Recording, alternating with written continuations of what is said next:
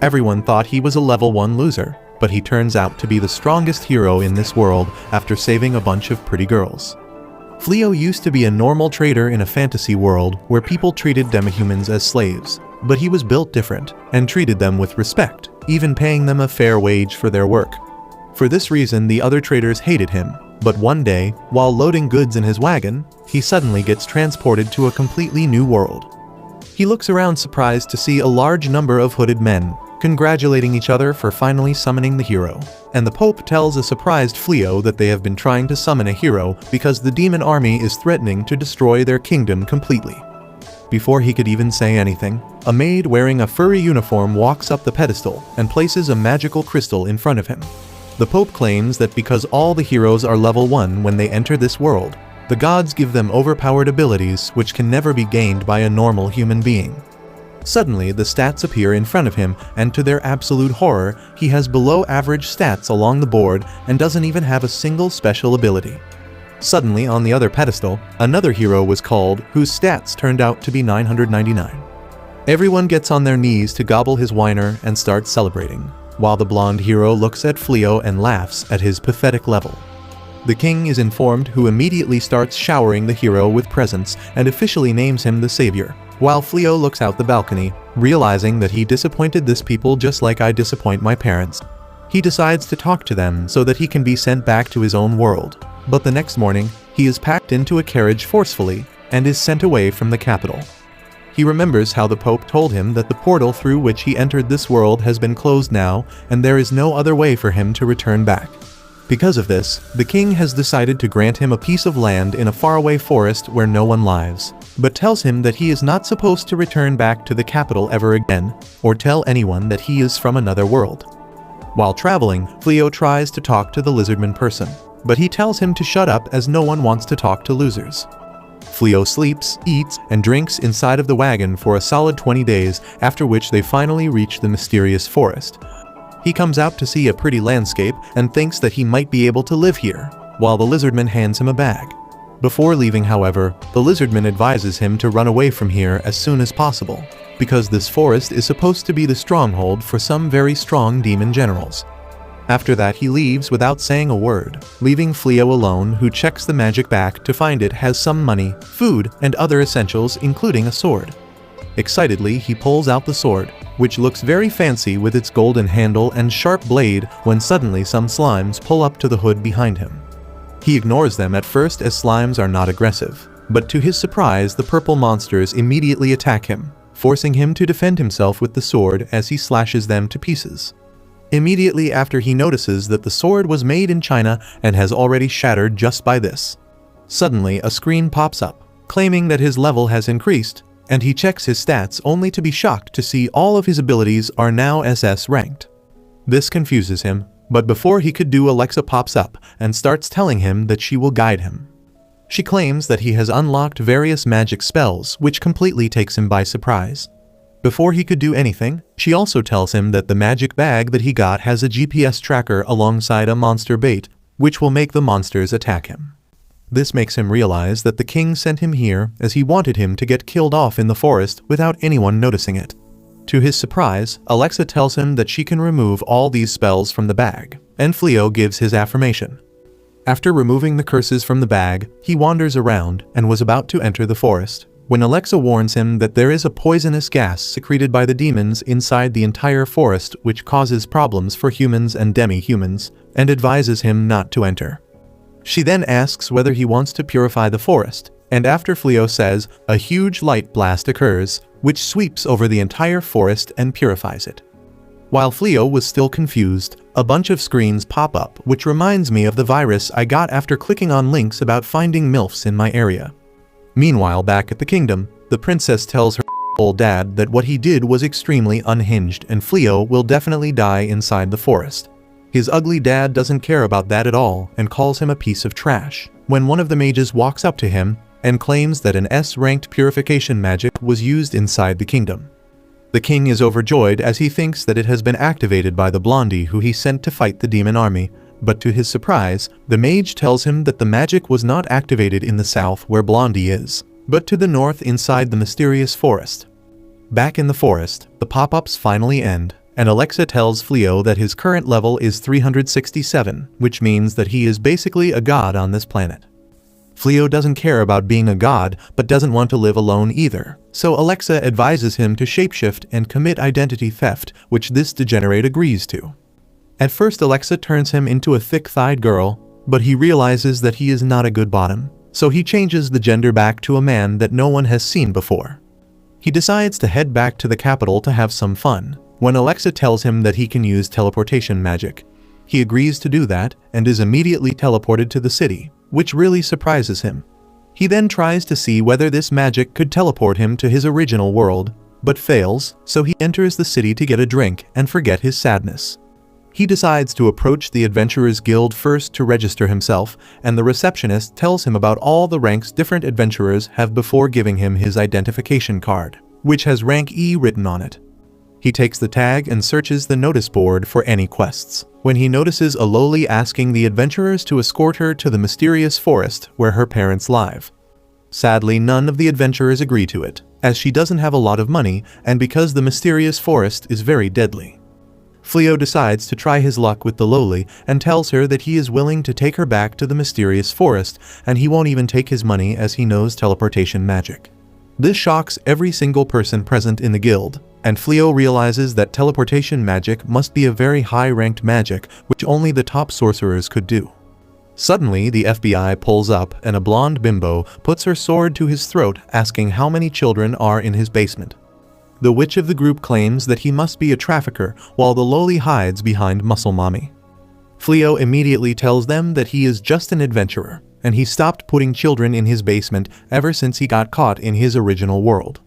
The girls don't believe him and take him to an empty alleyway before telling him to show them the teleportation magic he was talking about, before promising that if he tries to run away, she will chop him to pieces. Fleo turns around and activates teleportation magic, transporting all of them to the mysterious forest, which surprises all of them as they confirm the location on the map. The witch asks why is he still E rank, while the blondie goes down on her knees and apologizes for calling him a PDF file. The girl goes near the forest and notices that all the poisonous gases are gone. Fleo was about to tell her that he purified it, when Alexa warns him that the girl is a demon. Suddenly, Blondie walks in front of him and draws her sword at the little girl, while Muscle Mommy, the archer, and the witch all get ready to attack. Without wasting any time, Blondie tells the lowly to reveal her true colors, and informs Fleo that the guild put up a notice that a mysterious lowly has been trying to lure people to go into the mysterious forest. The archer claims that this forest is the home of a demon general, which makes it highly suspicious, while the blondie keeps pushing her sword towards her, making her cry. Suddenly, the expressions change, and the lowly starts smiling viciously, claiming that they all will die before her fangs grow, and she starts transforming into a demon to everyone's surprise. The lowly turned out to be a huge wolf demon called Fen, who is one of the demon army's 4 generals. She claims that the Demon King sent her to keep an eye on the adventurers, and she can't let anyone know who she is, so they have to die. Immediately, the entire area gets covered with a poisonous gas, while all the girls collapse on the ground in a very weakened state while Fleo tries to help Blondie up. Fen is surprised to see that Fleo is unaffected, but decides to deal with him later and attacks Blondie, only for Fleo to save her at the last moment. He realizes that he can't run away while protecting all of them, so he tells Alexa to teleport all of the girls back to the capital, which saves their lives. Fleo then gets ready for a fight using all the spells that he has at his disposal to try and win. Fen immediately rushes in for an attack, but Fleo immediately uses instant transmission to dodge the attack and appears behind her. Fen immediately turns around and tries to strike him down with her sharp claws, but Fleo uses earth magic and creates a wall which protects him from the attack. He immediately follows through with a wind attack, throwing her up in the air. Realizing that Fleo is not weak, Fen quickly teleports out of the way and tries to land a surprise attack on him, but his reactions are quicker and is able to use his gravitation spell on her, forcing her to the ground, while she is completely stunned as she has never seen this magic before. He realizes that he needs to capture her right now, but he has no idea which spell to use. Thankfully, Alexa pops up and recommends him to use the slavery magic, which will force Fen to follow all of his orders, but he is not a Confederate and refuses to use the spell. Meanwhile, Fen tries to use a spell to escape, but Alexa nullifies the spell, while telling Fleo to use the slavery spell. He refuses again, while Fen uses the teleportation magic only to fail once again. Fleo struggles with the idea to use a spell to force someone into slavery, as he hated it in the previous world as well, but Alexa tells him that this is the only way. While this is happening, Fen continues to use spell after spell to escape this gravity magic, but fails again and again to the point where she falls over defeated and exhausted as she has no more magic left inside of her. She urges him to kill her as she has no way of surviving once his mana has been drained, but Fleo tells him that he has no intentions of killing anyone and dispels the gravity magic. This surprises her as she stands up to face him and claims that she is a demon warrior who has fought against and killed several humans, so why would he let her live? He looks at her gently and responds that it doesn't matter to him whether she is a monster, because he will never attack or kill an enemy who has surrendered already. This surprises her and she changes back into her human lowly form, but without any clothes. Like a gentleman, Fleo immediately puts his cloak on here and asks her to promise that she won't attack humans for no reason anymore. He then starts looking in his bag for some clothes, when he turns around to see that she has fallen over into a state of deep sleep as her mana is depleted completely. He smiles and puts her in a tent, and by the time evening comes, he lights a fire and starts checking all the different magic spells he has and remembers how people thought he was lying about being able to use teleportation magic. After a while, Fen finally wakes up and comes out to greet him, asking whether he used healing magic on her to replenish her mana. He smiles and tells her that she is safe, and she replies that it would have been totally valid if she was already dead by now, but because he spared her life, she owes everything she has to him and promises to never hurt humans again without any reason. He smiles and thanks her, but she isn't done and claims that she also owes his life to him, and will act as his slave from now on. He tells her that he doesn't need any slaves, which saddens her, and she grows her claws back, claiming that her life will have no meaning if she can't serve him, and tries to delete herself. Fleo begs her to stop and claims that she can stay with him as long as she wants, which immediately makes her happy. A little while later, he tells her his story about how he is not from this world and was actually teleported here without his will as a hero candidate, but because he was super weak with no special skills. He was tossed aside by the king and left in the forest to die, as they didn't know how to send him back home. He then changes her appearance back to normal to show her how he actually looks, and tells her that he is technically banished from the kingdom and will have to constantly keep moving, which will be very problematic and stressful for her if she decides to follow him. She reassures him that she will stay by his side no matter what and pledges her life and loyalty to him, pleading with him to let her stay with him. Fleo is shocked at this, but gladly accepts her proposal, which makes Fleo really happy, and she hugs him tightly. Meanwhile, inside the castle, the hero comes back to report a massive loss against the demon army to the king, and when the king asks how did so many knights get wiped out in a single battle, he starts blaming him for giving him knights that were so weak that they immediately broke rank and started running here and there at the sight of a single demon. He then tells the king to be thankful for the knights that were able to survive because of him and storms out of the court. Following this, the king turns towards one of the knights and asks what actually happened at the battlefield. The knight paints a totally different story, claiming that the hero was a massive coward and was hiding behind the ranks of the knights even though he was the strongest. Moreover, the moment strong demons started attacking, he decided to run away, while telling the knights to cover his retreat. The king holds his head in disbelief, not knowing how to save his kingdom, while the hero walks back to his chambers, angry at himself for not getting any stronger even after trying so much. The next morning, Fleo takes Fen back into the city where they walk through the market and decide to act as husband and wife to avoid causing unnecessary suspicion. They soon head out into the Adventurers Guild to get Fen registered so that they can take on some quest and earn money. She soon gets her adventurer's tag, which makes her really happy because it's the same rank that Fleo has. They head over to the notice board to get a quest, when an emergency quest is announced by the receptionist. According to her, a lot of monsters have been seen in the forests near the city, and they seem to be moving towards the town to destroy it. Everyone gets scared as the monsters being this close to the city means that the hero failed to destroy them. The receptionist also announces that they will pay 10 times the usual amount for each monster killed. Fleo claims that the pay is pretty good, but they should skip fighting these monsters as they sound strong. Fen looks at him confused and tells him that they are no match against him, but he doesn't believe her, claiming that even the hero wasn't able to defeat them. Fen tells him that if he won't come then she will go alone and kill those monsters. And if she can kill them, then Fleo can kill them as well because he is stronger than her. He agrees, and they teleport towards the forest where they find an empty house which the guild has set up as their base. They were about to go in when they hear a scream from the other direction, and immediately head towards it, only to find the same group of girls that Fleo saved before, and even this time they are completely surrounded. Fen looks at them and tells Fleo that they are pathetically weak, while one of the monsters try to attack the muscle mommy who tries to fight with an injured arm but gets thrown back. Before the monster can finish her off though, Fleo uses his lightning magic to utterly fry the beast, saving her life. One of the monsters rush towards the witch who is saved by Fen, who crushes it in a single hit.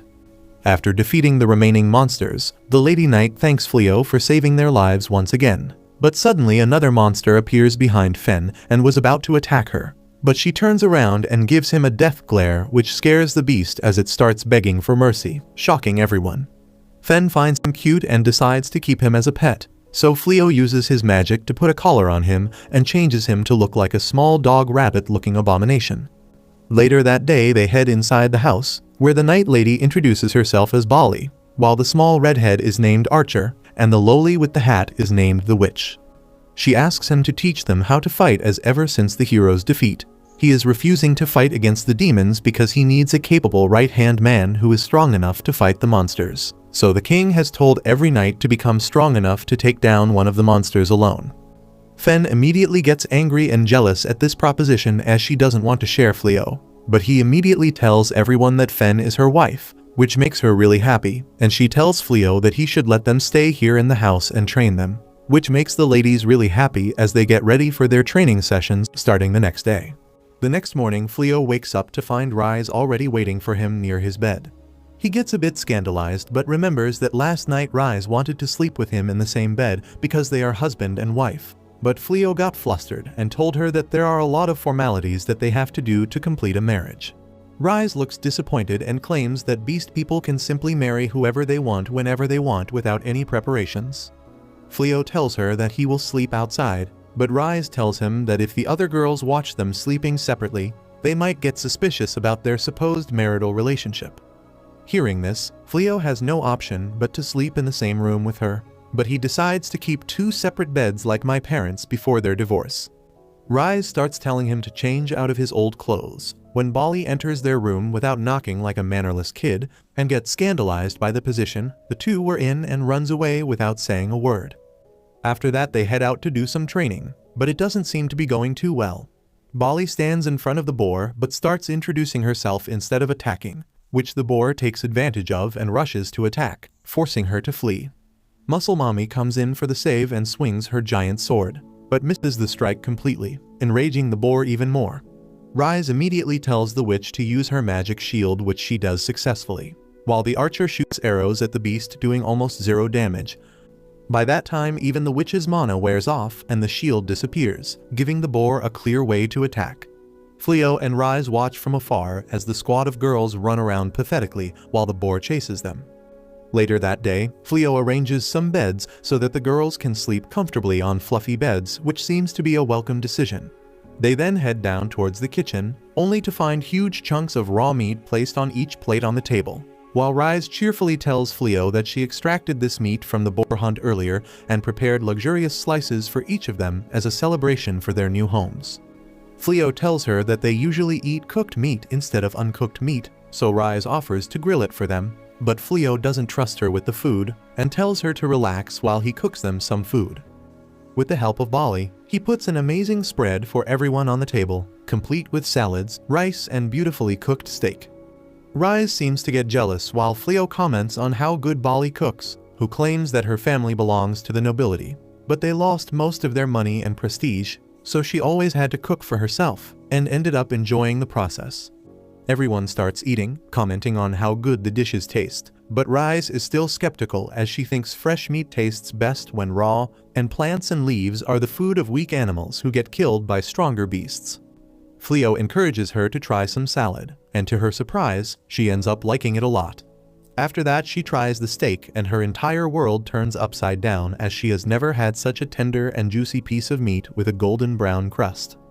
She downplays how good the food was and promises everyone that she will cook food that's even better than this next time. Later that day, Fleo and Rise visit the capital to sell the boar demons that they hunted down. And because the boars are considered as class of demons, everyone is surprised because Fleo is supposed to be a newbie and not an S-rank hero. Fleo realizes that they will have to tone down the amount of strong monsters they kill to avoid suspicions, and Rise agrees. She then tells Fleo that she needs to go into the town for some personal errand and will meet him later. Fleo bids goodbye to her as he gets called by a furry who asks whether they can talk alone. Fleo doesn't kink shame anyone, so he goes alongside the furry into a different room, where the man tells him that his achievements have been a topic of discussion amongst the people of this kingdom.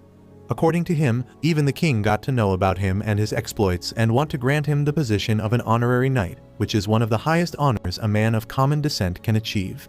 The king wants him to serve under the hero and protect the kingdom from the demons. Fleo doesn't even have to think about it, and immediately declines the offer, claiming that he is happy living his life as is and has no intentions of joining the fight against the demons. This surprises the furry, but Fleo doesn't care and comes out of the guild by the time the sun starts setting. He finds Rise waiting for him, covered in ash and beaten up, which worries him, and he asks whether a demon attacked her.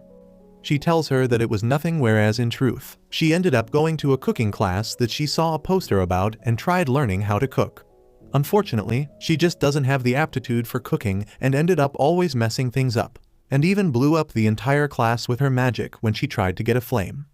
After that, 1 month passes by without much happening, but the king's men always come to his house, time to time asking whether he would want to join the hero's party to battle against the demons, but every time Fleo refuses.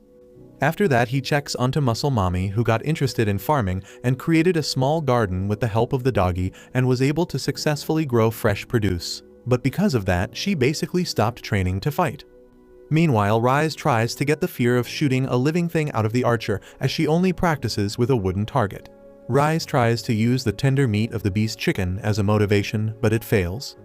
On the other hand, the witch still has very low amounts of mana, so Fleo gives her a magical ring that will boost her mana pool. He tells her to try it out for the day and let him know whether it is helpful. She was going to put it on her ring finger while thinking about Fleo, but Rise scares her straight by threatening to cut her hand off if she tries to put it on the ring finger. Bali as well tries pulling the helpless girl act, screaming for Fleo to help, but Rise immediately chops the monster in half, telling Bali to drop the act before she drops her. Bali claims that she doesn't know what she is talking about, but Rise tells her that she is simply trying to act weak in front of Fleo and hoping that he will come to save her like a knight in shining armor. She tells him to keep her eyes off of her husband, when suddenly she looks around, as she feels someone is spying on them, but doesn't see anyone. Later that afternoon, they all sit down on the table to have food that was totally made by Rise. They all are surprised to see how big of a step up this is compared to a piece of raw meat and ask whether she used magic or whether she robbed a restaurant. Rise calmly tells them that she cooked all of this by herself and explains that she has been taking cooking classes for the past month in the capital. Even though she was terrible at first, she kept trying, and through continuous practice, she was finally able to produce something edible. They all try it and love the flavor, but Rise is mostly interested in the thoughts of Fleo. She watches him closely as he takes a bite and immediately tells her that the food is amazing and he can eat the entire pot by himself. This really makes her happy as she thanks him, but unbeknownst to them, a spy was keeping an eye on them through the window. The furry beast recognizes Rise and is confused as to why she is living amongst the humans and wonders whether she is hatching a plan to kill the hero. But before she could report anything back to the Demon King, Rise ends up appearing behind her, which scares the bejesus out of her. She ends up taking the spy inside, whose name is Ulmana, and Fleo offers her some tea. She seems to be completely taken off guard as she thanks them for the tea and burns her tongue immediately. Rise immediately comes down to business and asks what the hell is Demon King's personal assistant doing in this forest.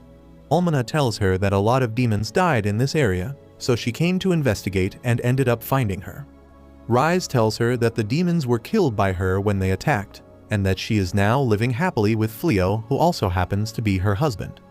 Ulmana is surprised at this revelation, but Rise immediately asks whether she wants to cause trouble for them. Ulmana gets scared and tells her that she has no such intentions and burns her tongue once again. She is unable to understand how a human like Fleo is so calm in the presence of a demon, and tries to check his stats but fails. She then asks Rise whether she knows anything about what happened in the northern forest, as there are no demons alive there anymore. Fleo looks at her and tells her that he cast a purification magic on the forest but didn't know that it will kill the demons and apologizes. Almana is beyond shocked and asks whether he is really the one who cast the purification magic, and then she turns to Rise asking whether she knew about it. She claims that Rise's brother was also in the forest when this happened and ended up dying because of Fleo. Rise's face turns dark as she tells Almana to shut her mouth. Fleo looks at Rise and asks whether she knew he killed her brother. She tells them that her brother was a wolf warrior and the worst thing to do would be to mourn his death. Moreover, he was one of the 4 generals of the Demon King army and should have known better how to deal with this situation. Rise looks at Fleo and tells him that it doesn't change her feelings for him even a bit, as she fell in love with him because he was strong, but now she learned how kind he is and loves him even more. The girls end up overhearing this, and the witch faints as she realizes that Rise is actually the legendary wolf that almost killed them. Almana, on the other hand, simply gets up and asks Fleo to spar with her, and he agrees. Once outside, their battle starts and Almana immediately jumps up before using a poison attack on him, but at the same time casts a magic circle to hurt Rise. This enrages Fleo, who dispels both of her attacks with the click of his fingers and uses a crucifixion magic to trap her in the air, as he threatens her never to attack Rise again and tells her to leave. The next morning they hear a loud commotion and run outside, only to see Almana on top of a huge dragon army, flying towards them to take revenge. Instead of getting scared though, Fleo gets really excited as he has never seen a dragon before and always wanted a dragon scale. He immediately uses his lightning magic and brings down almost all of the dragons to the ground completely barbecued, while Almana stands there in disbelief as how can someone dismantle the strongest force of the demon army alone. Muscle Mommy wonders whether she could have thrown a hoe at them and gotten the title of Dragon Slayer, and Fleo tells him it's not too late to try. She throws her hoe at one of the fleeing dragons, and Fleo uses his boost magic on it, which kills the dragon in an instant, giving her the title of Dragon Slayer. He immediately gets surrounded by the rest of the girls, asking him to help them as well, but he claims that the dragons are already gone and he can't do anything now. Almana runs away immediately while the Demon King watches all this from his castle and decides to head out there in person to deal with this annoying adventurer and kill him and the traitor Rise himself. If you liked this video, make sure to subscribe for part 4. And make sure to check out this brand new anime about a gamer who gets transported to a new world and becomes the strongest hero.